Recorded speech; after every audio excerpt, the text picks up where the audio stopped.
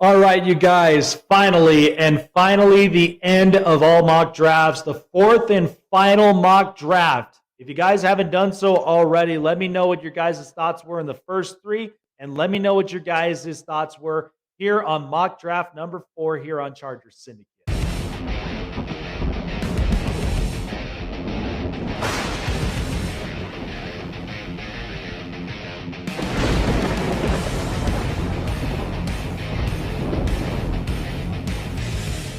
What's going on, you guys? Jake Silva here on Chargers Syndicate, giving you everything LA Chargers news. If it is your first time here up on the channel, I encourage you guys to like, subscribe, hit the bell button to keep you updated on future and past videos for everything LA Chargers news to keep you guys on the loop.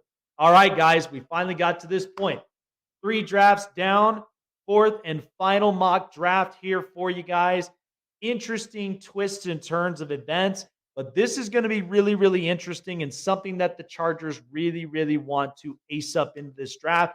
So finally, the fourth and final one. Let me know what your guys' thoughts are in the comments as well and how you guys would rank this mock draft. So the LA Chargers, surprisingly enough, they end up trading the 5th pick to a pick down below with the New York Giants and end up taking Brock Bowers, the tight end from Georgia, at number 6. Now, some people might think it's a little bit high, but there are some teams that are actually may potentially look at a real good tight end star from there. I'd say the Chargers, they go and get the biggest college football prospect there in Brock Bowers, who gives you really good pass catching skills, great power, and a guy that also gives you real good quality blocks as a secondary offensive lineman as well.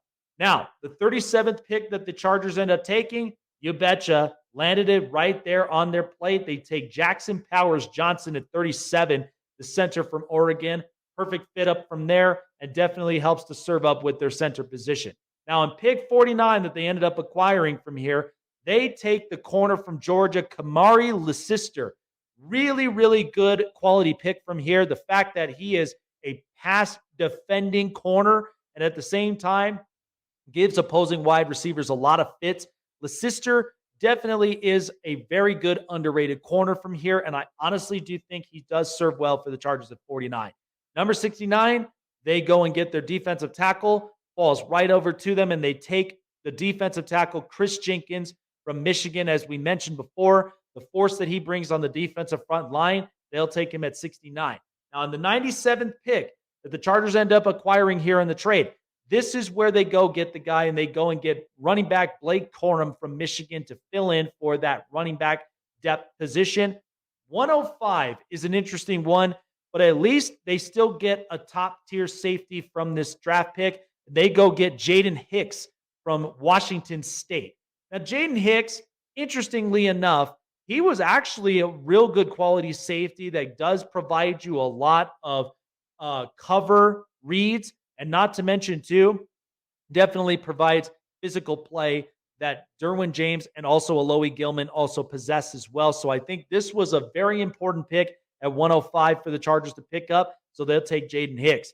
115, though, not a great pick. However, there's lots of trust with the wide receivers in this building, and I think the Chargers end up taking the wide receiver from Virginia, Malik Washington.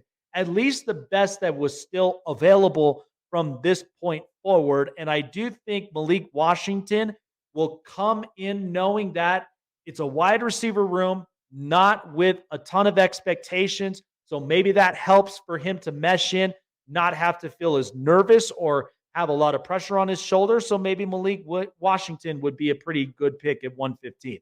178, this was actually a pretty interesting one, and one that I think could potentially happen if it gets to this point. But I have the Chargers at 178 taking the offensive tackle from Texas, Christian Jones. He definitely served as a quality offensive lineman that helped to protecting Quinn Ewers on those sides. And at least this helps with the right side. Not as urgent, but at the same time really does fit in with the tackle position. I think this is a pretty good solid pick for late in the rounds. Number 81 or 181. This is where the Chargers end up finding their linebacker here in this position. Then they go and take Tommy Eichenberg from Ohio State. He definitely provides real good cover reads, but also at the same time provides pressure and provides power for the Chargers moving forward. And I honestly do think this is an interesting one that I think the Chargers would very much like.